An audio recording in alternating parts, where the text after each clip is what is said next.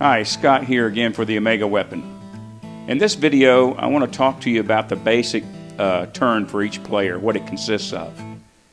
We want to talk about the movement phase, the attack phase, and the black star phase. We'll also cover a little bit about the Amega Weapon phase of the game. You're going to find that it's not that hard to pick up. It's not a hard game to get a hold of, but there is a lot of intrigue built into it. So let's take a look at how we actually play. Take a mission profile card at the beginning of your turn, and it will tell you what planet to go to and how much money you make once you get at that planet. Okay, we're talking about movement phase of your turn now. Movement phase is pretty simple. It's not difficult at all. I've got one section of the board here just so you can see what I'm talking about. Of course, white dice. Roll the white dice and it tells you how many squares you're going to travel.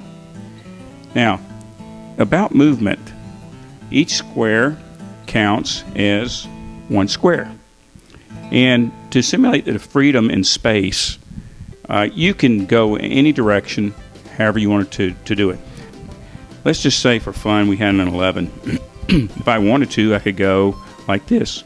1, 2, 3, 4, 5, 6, 7, 8, 9, 10, 11. If I wanted to do that, I could do it because there's freedom in space. But there's one thing to keep in mind. This game is not like chess. There's no such thing as moving your piece and say, oh, I didn't mean to do that. I didn't take my fingers off my piece. No, you're the ship commander. You got to know where you're going and when you're going and how you're going to get there. And you got to keep track of what you're doing. Okay, to show you what I'm talking about here, let's say we got this ship right here, and he's moving, and so the player, I want you to notice this right here. There's a nova right there. There's a square right here. It's got some nova in it. So watch this player. He's moving, and he goes like this. He goes, oh, I got an 11. Here I go. 1, 2, 3, 4. Oh, wait a minute. I didn't mean to hit that nova. No, sorry, pal. You just destroyed your ship because you hit that nova. That's what I'm talking about. You've got to know where you're going and how you're going to get there. That's the way the game is supposed to be played. Because remember, this is the last man standing kind of thing. You start cutting other players slack like that, it's going to come back to haunt you later on in the game, guarantee you, because there's many times where a game is won with just one ship left in the game. So that's the first thing I would say to you about moving. Second thing, notice the purple dots again. If your ship lands on a purple dot at the end of your turn, let's say you went 1, 2, 3, 4. Well, now he draw a deep space card. Another thing about moving is, again, the asteroid belt. You can't really see it, but there's just a tiniest little piece of asteroid in this square right here.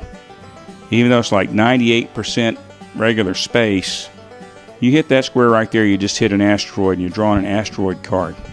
And remember, those are 85% bad, 10% okay, and actually 5% of them are good. But that's something to keep in mind. The other thing is, in this game, you can roll doubles. You can roll doubles once, you can roll doubles twice, but you roll doubles a third time, you burn up your engines, you're towed back to your home star base, and you lose 50,000 G. So, 3 doubles isn't very good. Now, let's say in this instance that we've got a 10.